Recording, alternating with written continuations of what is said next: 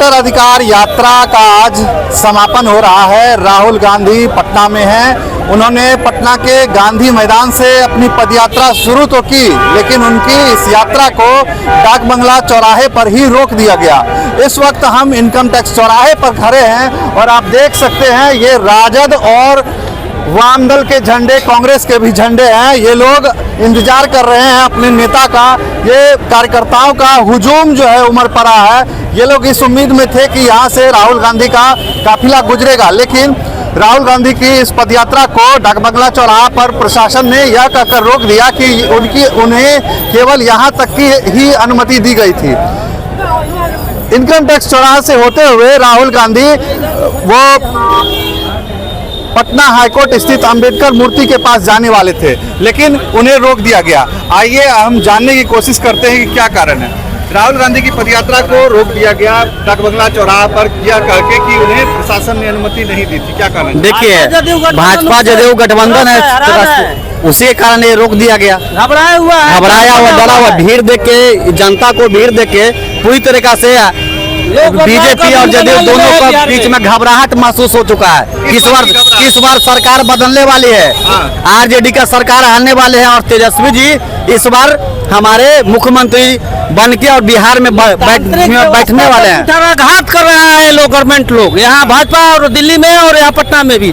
कोई नेता अगर देश का विपक्ष का नेता आ रहा है, विपक्ष बिहार का नेता है, भाषण करने से रोकने से इसका क्या उचित है? इसका मतलब है कि आप उससे डरे हुए हैं, सदमे हुए हैं कि आपको अनुमति नहीं दी। आपका कार्यक्रम घूम रहा है, पूरा प्रशासन मदद कर रहा है, पूरा देश में बिहार में आप डरे हुए हैं। जनता को भी आपको अधिकार है, हमको अधिकार नहीं है रोड पर संघर्ष करने के लिए, लड़ने के लिए।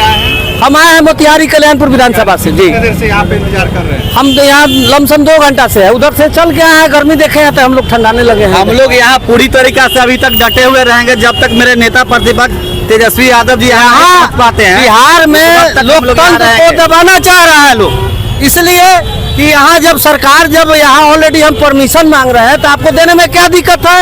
आप एनजीओ वाले से पूरा हम यहीं से पटने से हैं। क्या करना चाहेंगे? रोक दिया गया है यहाँ पर। रोक, किसी को रोक देने से कोई रुक जाएगा? आप लोग इंतजार कर रहे थे? हाँ, इंतजार कर रहे हैं, करते रहेंगे और इंतजार करते रहेंगे। इंतजार 20 में भी किए थे, लेकिन हम लोग का सरकार आया था बीच में आया था, लेकिन वोट चोर ने नहीं चलने दिया। कैसे वोट की चोरी हुई? बताते हैं कैसे हुई। जो जनता, आम जनता लोग तो चुन कर भेज ही देता है इंडिया गठबंधन को जिताने के लिए। बिहार में भी सरकार बनाया, लेकिन चुनाव आयोग जो है ना एनडीए का सरकार बना देता, क्योंकि चुनाव आयोग है जो एनडीए का गोद में बैठा हुआ है, नरेंद्र मोदी के गोद में। मतलब आपने कहा कि वोट की चोरी हो रही है, कैसे इसको साबित करेंगे? कैसे साबित करेंगे? अब कैसे साबित कर बताइए? जिंदा आदमी को मार दिया जा रहा है। मृत आदमी को, वैसा आदमी को तो ये क्रिमिनल बनाना चाह रहे हैं, आतंकवादी बनाना चाहते हैं। अब जो मृत घोषित कर दिया, नकली सर्टिफिकेट बनाकर वो कहीं भी कुछ गलत घटना करता है तो यहाँ तो सर्टिफिकेट में लिखा ही रहेगा। सरकार तो पहले ही दे दिया वोटर ID बना के कि आप मृत हो गया। तो चुनाव आयोग ने तो कहा कि आप दावा आपत्ति भी करिए। क्या आप दावा आपत्ति किए? भैया, मेरे जैसे कहने का मतलब दावा आपत्ति की है। एक ही चीज को 2 बार करना चाहिए। सरकार यही तो करे, चुनाव आयोग गलती स्वीकार क्यों नहीं कर रहा है? गलती किससे हुआ? तो चुनाव आयोग से गलती हुआ। उसके साथ एक पेपर मिलता है, एक सेट आप खुद रखने के लिए, वो क्यों नहीं दिया?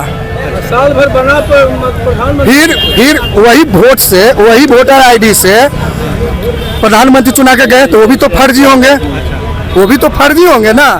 अभी तो आप कह रहे हैं कि कैसे वोट चोरी कर रहे हैं, साबित कीजिएगा। बूथ नंबर 83 और 84 फुलवारी विधानसभा पटना। अच्छा, वहाँ जा करके बूथ नंबर 83 और 84 पर देखिए, लिस्ट हटा गया। 214 आदमी के नाम काटा गया, कुल वोटर 1200। 214 आदमी के नाम काट दिया गया, जो कि निश्चित रूप से गांव में रहने वाले लोग हैं, मजदूरी करते हैं, खेती करते हैं, कहीं बाहर नहीं गए। वहाँ के BLO को हम लोग, सुनिए, वहाँ के BLO को हम लोग निलंबित करवाए। राजू चौधरी BLO था, उसको निलंबित होना पड़ा। अब आज तक अभी तक नाम जुटा नहीं है। हाँ, दावा आपत्ति कर रहा है लोग, लेकिन अब क्या गारंटी है कि जोड़ ही देगा? इसकी भी क्या गारंटी है भाई? वोट जारी कर देगा, वोटर लिस्ट जारी कर देगा, नहीं जुटेगा तो फिर इलेक्शन आ जाएगा। अगर आप ये वीडियो YouTube पर देख रहे हैं तो हमारे चैनल को सब्सक्राइब कर बेल आइकन दबाएं और Facebook पर देख रहे हैं तो हमारे पेज को लाइक करें।